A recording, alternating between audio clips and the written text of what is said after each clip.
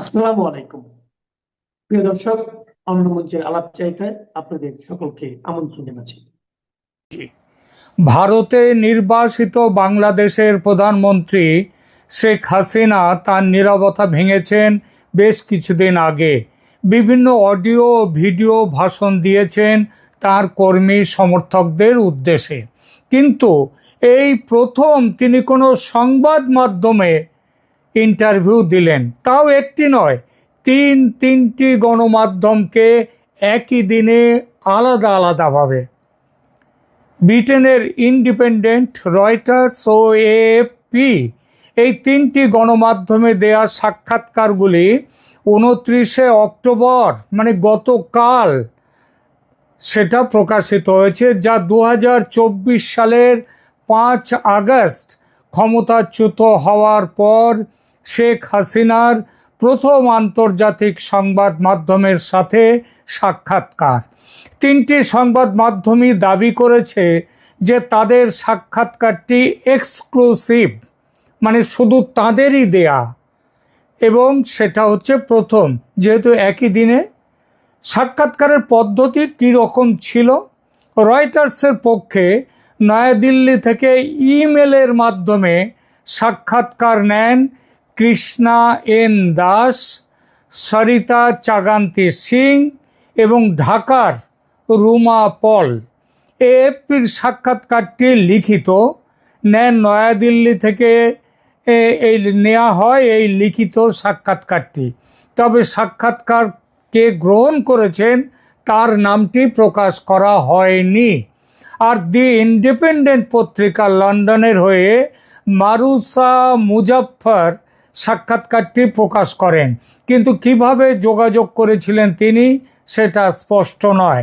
সেটা আমাদের দেখারও দরকার নেই, কারণ এই তিনটিই হচ্ছে খুব নামকরা সংবাদ মাধ্যম। তিনটি সাক্ষাৎকারের মূল বিষয়গুলি নিয়ে আলোচনায় যাব, তবে তার আগে সাধারণভাবে যে কথাটি বলার তা হলো, দেশের মানুষকে বর্তমান ভয়াবহ সংকট থেকে বাঁচাবার জন্য শেখ হাসিনা যে এবার জেগে উঠেছেন সেটা স্পষ্ট হয়েছে তার এই সাক্ষাৎকারগুলিতে। যেভাবে বাঘিনী মা তার সন্তানদের বাঁচাতে শত্রুর ওপর ঝাঁপিয়ে পড়ে, সেভাবেই তিনি তার দেশকে ও দেশের মানুষকে রক্ষার কাজে ঝাঁপিয়ে পড়বেন আগামী দিনে। সেগুলো এই সাক্ষাৎকারগুলো দেখলেই শুনলেই বোঝা যায়। আর এই চলার জন্য তিনি যে ইতিমধ্যেই কূটনৈতিক বিচারে অনেকখানি এগিয়ে গিয়েছেন, কাজ শুরু করে দিয়েছেন, সেটা এই সাক্ষাৎকারগুলোকে ভালোভাবে বিশ্লেষণ করলে পরিষ্কার বোঝা যাবে। প্রথমে একটু আলাদা আলাদা করে কি বলা হয়েছে সাক্ষাৎকারগুলোতে একটু সেই ধারণা দিই। দ্য ইন্ডিপেন্ডেন্টকে দেওয়া সাক্ষাৎকারে বাংলাদেশের সাবেক প্রধানমন্ত্রী শেখ হাসিনা তার বিরুদ্ধে তোলা অভিযোগগুলো নস্যাৎ করে দিয়েছেন। আন্দোলনকারীদের ওপর হওয়া দমন পীড়নের নির্দেশ দেওয়ার অভিযোগ যেটা এসেছে তার ওপর তিনি অস্বীকার করেছেন। হত্যাকাণ্ডের জন্য ব্যক্তিগত দায় তার নেই একথা বলেছেন। তিনি বলেছেন, একজন নেতা হিসেবে আমি চূড়ান্তভাবে নেতৃত্বের দায়িত্ব নিই, কিন্তু এই যে দাবি করা হচ্ছে যে আমি আদেশ দিয়েছিলাম জনতার উপর গুলি চালাতে, এটা সম্পূর্ণ ভুল। হাসিনা আরও দাবি করেন যে তার সরকার প্রথম হত্যাকাণ্ডের একটি স্বতন্ত্র তদন্ত শুরু করেছিল, যা পরবর্তীতে অন্তর্বর্তী সরকার বন্ধ করে দেয়। ডাল মে কুছ কালা হ্যায়। মৃতদের জন্য তা সে আন্দোলনকারী বা নিরাপত্তা বাহিনীর সদস্য যেই হন না কেন, তাদের মৃত্যুতে, সবার মৃত্যুতে তিনি গভীর শোক প্রকাশ করেছেন, কিন্তু সেই মৃত্যুর জন্যে নিজের দায় স্বীকার করে ক্ষমা তিনি চাননি। কারণ তিনি বলেছেন ক্ষমা চাওয়ার মতো কোনো ব্যক্তিগত অপরাধ তিনি করেননি। যদিও এই মিথ্যে অভিযোগের ভিত্তিতে তার বিচারের ব্যবস্থা করেছে বাংলাদেশের বর্তমান অবৈধ ইউনূস সরকার, এবং প্রহসনমূলক সেই বিচারে বাংলাদেশের প্রসিকিউটররা তার জন্য মৃত্যুদণ্ড দাবি করছেন এবং বিচার পর্ব শেষ হওয়ার আগে মৃত্যুদণ্ডের রায় পর্যন্ত লেখা হয়ে গেছে বলে তিনি স্পষ্ট জানিয়েছেন। এই বিচারকে রাজনৈতিক প্রতিহিংসা দ্বারা চালিত একটি প্রহসনের বিচার বলে অভিহিত করে তিনি বলেন, আইসিটি হলো একটি প্রহসনের আদালত, যার সভাপতিত্ব করছে একটি অনির্বাচিত সরকার, যা আমার রাজনৈতিক প্রতিপক্ষদের নিয়ে গঠিত।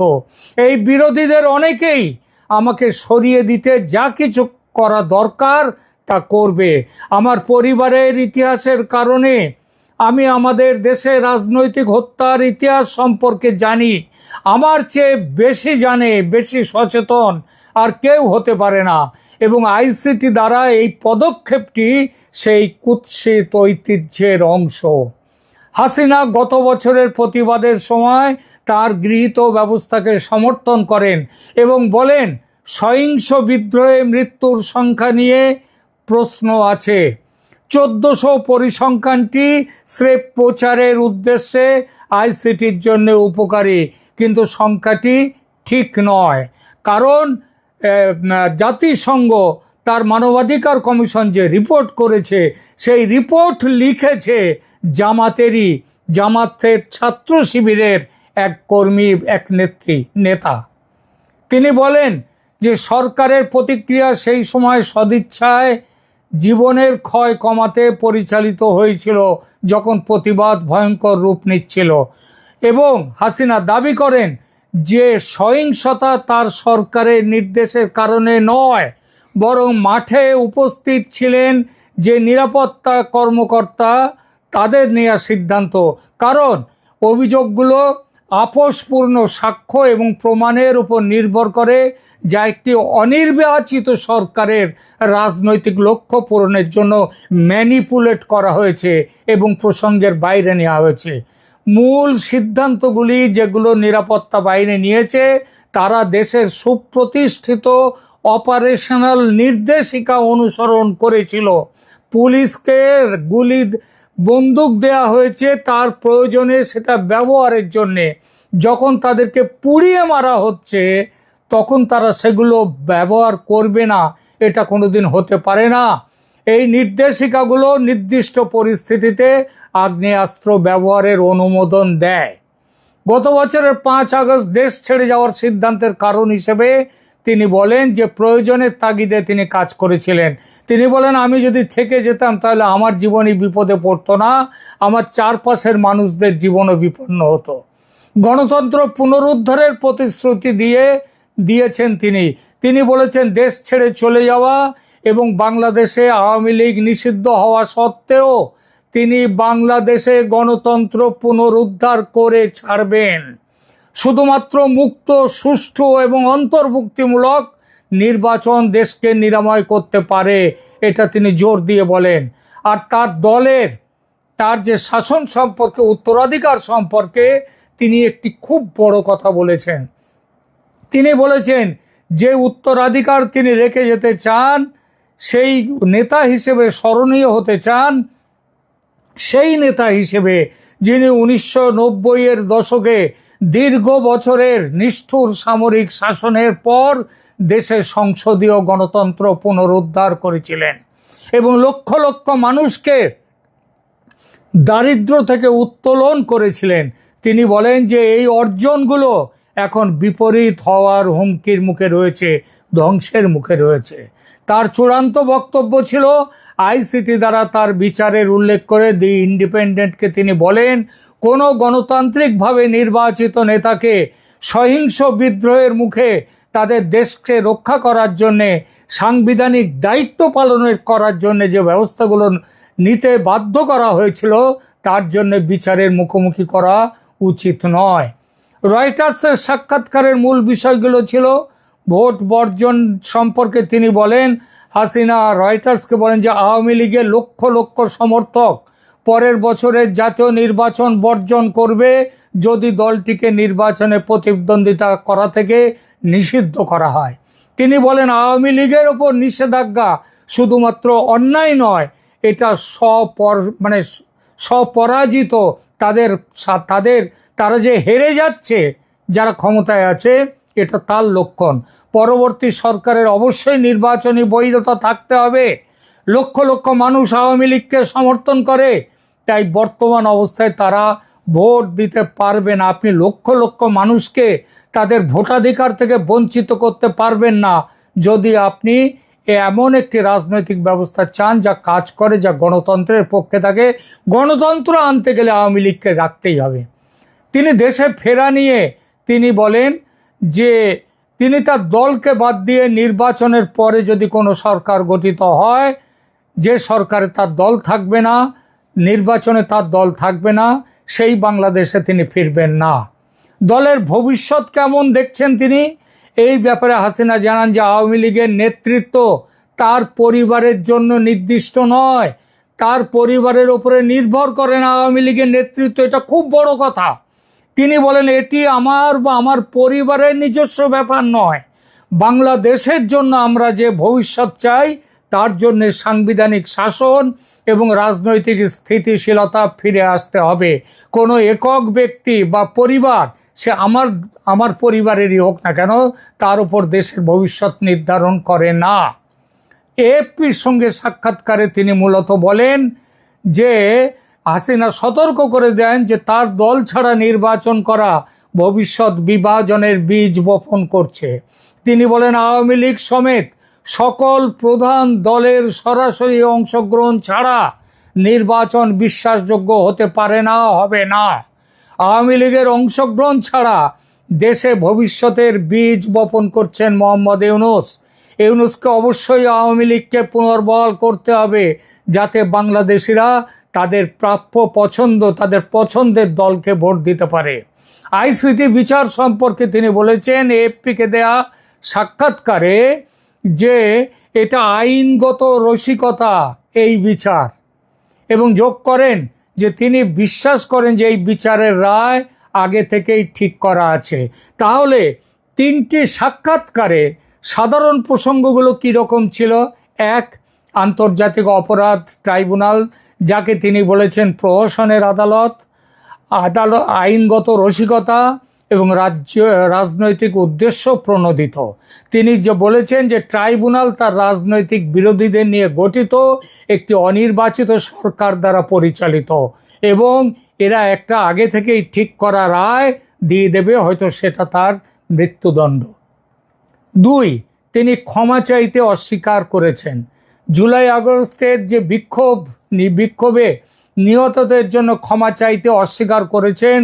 তিনি অবশ্যই বলেন যে তিনি অবশ্যই শোকার্ত, তিনি শোক জ্ঞাপন করছেন, সমবেদনা জ্ঞাপন করছেন, কিন্তু ব্যক্তিগত দায় তার আছে তা নয়, সুতরাং তিনি ক্ষমা চাইবেন না। আওয়ামী লীগ পুরো ব্যাপারটাকে তিনি বলেছেন যে ভবিষ্যতের সময় এলে তিনি পুরো ব্যাপারটাকে ভালোভাবে বিচার করবেন। তিন, আওয়ামী লীগ নিষিদ্ধকরণের সমালোচনা তিনি করেছেন। এটাকে তিনি বলেছেন যে যারা ক্ষমতায় আছে এটা তাদের অন্যায় এবং তাদের পরাজিত মনোভাবের প্রকাশ। 4 নম্বর, তিনি বলেছেন আওয়ামী লীগ নিষিদ্ধ হলে দলের লক্ষ লক্ষ সমর্থক ফেব্রুয়ারি 2026-এর নির্বাচন বর্জন করবে এবং এই বর্জন করার মাধ্যমে নির্বাচনের বৈধতা নিয়ে প্রশ্ন উঠে যাবে। 5 নম্বর, দেশে ফেরার বিষয়ে তার সিদ্ধান্ত। তিনি স্পষ্ট বলেছেন যে আওয়ামী লীগকে বাদ দিয়ে নির্বাচন হলে সেই নির্বাচনের পর গঠিত কোনো সরকারের অধীনে তিনি বাংলাদেশে ফিরবেন না। 6 নম্বর, মৃত্যুর সংখ্যা নিয়ে বিতর্কে তিনি বলেছেন এগুলো বাড়িয়ে বলা হচ্ছে, প্রচারের উদ্দেশ্যে বলা হচ্ছে, এবং যত মৃত্যু হয়েছে তিনি ক্ষমতা এলে তার তদন্ত করবেন, বিচার করবেন। 7 নম্বর, তিনি বলছেন নিরাপত্তা বাহিনীর ওপর দায় চাপানো নিয়ে তিনি বলেন তারা কোনো অন্যায় কাজ করেনি, তারা দেশের প্রতিষ্ঠিত আইন মোতাবেক কাজ করেছে। তার নির্দেশ থেকে তিনি নির্দেশ দিয়েছেন বলে করেনি, দেশের আইন অনুযায়ী তারা কাজ করেছেন। তিনি বড় কথা বলেছেন তার পারিবারিক উত্তরাধিকার নিয়ে। তিনি বলেছেন, ইঙ্গিত দিয়েছেন হাসিনা আওয়ামী লীগের ভবিষ্যৎ নেতৃত্ব তার পরিবারের উপর নির্ভর করবে না। তিনি বলেন এটা আমার বা আমার পরিবারের ব্যাপার নয়। এটা একটা খুব বড় কথা, যে বিশ্ব জনমতের প্রশংসা ইতিমধ্যেই পেয়ে গেছে। 9 নম্বর, সাংবিধানিক দায়িত্ব পালনের যুক্তি তিনি দিয়েছেন। তিনি বলেছেন সহিংস বিদ্রোহের মুখে দেশকে রক্ষা করার জন্যে এর চেয়ে অন্য কিছু করা তার সামনে ছিল না, এবং এই কারণের জন্য গণতান্ত্রিকভাবে নির্বাচিত তার নেতৃত্বকে বিচারের মুখোমুখি করা যায় না। শেষ 10 নম্বর, গণতন্ত্র পুনরুদ্ধারের প্রতিশ্রুতি শুধু নয়, তার জন্য কাজ করার কথা জোর দিয়ে বলেছেন তিনি বলেছেন গণতন্ত্র পুনরুদ্ধারের জন্য আমি প্রতিশ্রুতিবদ্ধ, এবং শুধুমাত্র মুক্ত, সুষ্ঠু এবং অন্তর্ভুক্তিমূলক নির্বাচন দেশকে নিরাময় করতে পারে, আর এজন্যে যা যা করা দরকার তা তিনি করবেন। বাংলাদেশ সরকার তার এইগুলো দেখেছে। প্রধান উপদেষ্টার প্রেস সচিব শফিকুল আলম বলেছেন যে অন্তর্বর্তী সরকার প্রথমে হাসিনার সাক্ষাৎকার ভালোভাবে পড়বে, তারপর মন্তব্য করবে। কিন্তু এই সাক্ষাৎকারগুলোর একটা ঐতিহাসিক তাৎপর্য এই জন্যেই যে ক্ষমতাচ্যুত হওয়ার পর 14 মাসেরও বেশি সময় পরে 15 মাসের মাথায় এসে হাসিনা প্রথম আনুষ্ঠানিক সাক্ষাৎকার দিলেন কোনো গণমাধ্যমে। এগুলো বাংলাদেশের রাজনৈতিক সংকট, আওয়ামী লীগের ভবিষ্যৎ এবং আসন্ন ফেব্রুয়ারির নির্বাচনের বৈধতা সম্পর্কে তার অবস্থান স্পষ্ট করে। কিন্তু শুধু এই বিষয়গুলো নয়, একটু ভালো করে নজর করলে এবং বিশেষ করে তার না বলা কথাগুলো বিশ্লেষণ করলে স্পষ্ট বোঝা যায় কূটনৈতিকভাবে শেখ হাসিনার সঙ্গে পাল্লা দেওয়ার মতো ক্ষমতা ও বুদ্ধি বাংলাদেশের রাজনীতিতে আর কারো নেই। কি সেই না বলা কথাগুলো? আপনারা অবাক হয়ে যাবেন, কিন্তু আমি যখন বলবো তখন বুঝতে পারবেন কেন বলছি না বলা কথাগুলো। 1 নম্বর, শেখ হাসিনা তার এই সাক্ষাৎকারে তিনটে সাক্ষাৎকারে পশ্চিমীদের ষড়যন্ত্র বিষয়ে একেবারে নীরব থেকে গেছেন। দ্য ইন্ডিপেন্ডেন্ট, রয়টার্স এবং এএফপিকে দেয়া 3টি সাক্ষাৎকারেই শেখ হাসিনা সচেতনভাবে তার সরকারের পতনের জন্য পশ্চিমাদের বা সাদা চামড়ার মানুষদের ষড়যন্ত্রের কোনো উল্লেখ করেননি। এটা একটি অত্যন্ত উল্লেখযোগ্য কূটনৈতিক চাল, কারণ ক্ষমতাচ্যুত হওয়ার পর তিনি এই বিষয় নিয়ে অত্যন্ত সোচ্চার ছিলেন। মে 2024-এ, আপনাদের হয়তো মনে আছে, মে 2024-এ হাসিনা প্রকাশ্যে দাবি করেছিলেন যে একজন সাদা মানুষ, হোয়াইট ম্যান, তার কাছে এসে প্রস্তাব দিয়েছিল যে যদি তিনি বাংলাদেশে একটি বিদেশি বিমান ঘাঁটি নির্মাণের অনুমতি দেন তাহলে তার পুনর্নির্বাচন নিয়ে প্রশ্ন উঠবে না। তিনি আরও বলেন যে পশ্চিমা শক্তিরা পূর্ব তিমুরের মতো একটা খ্রিস্টান রাষ্ট্র তৈরি করার পরিকল্পনা করছে বাংলাদেশের চট্টগ্রাম পার্বত্য অঞ্চল এবং মিয়ানমারের অংশ নিয়ে। আগস্ট 2024-এ ক্ষমতাচ্যুত হওয়ার পরপরই হাসিনা বলেছিলেন যে তিনি সেন্ট মার্টিনস দ্বীপের সার্বভৌমত্ব আমেরিকার হাতে তুলে না দেওয়ার জন্যেই ক্ষমতাচ্যুত হয়েছেন। আমেরিকা তাকে ক্ষমতাচ্যুত করেছে। তিনি বলেন আমি ক্ষমতায় থাকতে পারতাম যদি সেন্ট মার্টিন এবং সাগর আমেরিকাকে দিয়ে দিতাম। ডিসেম্বর 2024 এবং 2025 সালের প্রথমার্ধে তার ভার্চুয়াল ভাষণে হাসিনা বারবার বিদেশি ষড়যন্ত্র এবং মোহাম্মদ ইউনূসকে বিদেশি শক্তির সাথে ষড়যন্ত্রকারী হিসেবে উল্লেখ করেছেন। কিন্তু এবারের এই 3টি সাক্ষাৎকারের কোনোটিতেই একটি কথা তিনি বলেননি এই নিয়ে। একদম নীরব। এই নীরবতা কৌশলগত এবং অত্যন্ত সচেতনভাবে তিনি নীরব থেকেছেন। এর পেছনে গুরুত্বপূর্ণ কারণগুলো হচ্ছে, গত কিছুদিন ধরে একাধিক প্রতিবেদনে আমি বলেছি শেখ হাসিনার প্রতি আমেরিকার ট্রাম্প প্রশাসনের মনোভাব অনেকটাই পাল্টে গেছে। ভারত ও আমেরিকা যৌথভাবে বাংলাদেশকে ইউনূসের মৌলবাদী শক্তির কবল থেকে উদ্ধার করে গণতন্ত্রের পথে ফিরিয়ে আনতে চায় এখন। আর এই কাজ তখনই হতে পারে যখন শেখ হাসিনা এই প্রক্রিয়ায় বড় ভূমিকা নেবেন। এমনকি দেশের ক্ষমতা যদি তিনি হাতে পান তাহলেই দেশ উদ্ধার হবে। একই মত ইউরোপের বিভিন্ন দেশের। এই পরিস্থিতিতে পুরনো কাসুন্দি ঘাটাঘাটি করাটা বুদ্ধিমানের কাজ নয়, তাই নীরব থেকেছেন শেখ হাসিনা। তার মানে অবশ্য অভিযোগ থেকে যে তাদের মুক্ত করে দিয়েছেন তা কিন্তু নয়, শুধু উৎস রেখেছেন। বরং যে বিষয়গুলি তার কাছে এখন জ্বলন্ত তিনি সেই বিষয়গুলোর উপর জোর দিয়েছেন। যেমন তার বিরুদ্ধে গণহত্যার অভিযোগ, আইসিটির বিচার প্রহসন, আওয়ামী লীগকে নিষিদ্ধ করা, আওয়ামী লীগকে বাদ দিয়ে নির্বাচন করতে যাওয়া ইত্যাদি বিষয়। হাসিনা জানেন বিশ্ব জনমত ক্রমশ তার বক্তব্যের সপক্ষে আসছে। এ সময় ষড়যন্ত্রের কথা উল্লেখ করলে হিতে বিপরীত হবে। দ্বিতীয় কারণ, লক্ষ্য হচ্ছে দর্শক পরিবর্তন। হাসিনার পূর্ববর্তী ষড়যন্ত্র তত্ত্বগুলো মূলত ঘরোয়া দর্শকদের উদ্দেশ্যে ছিল।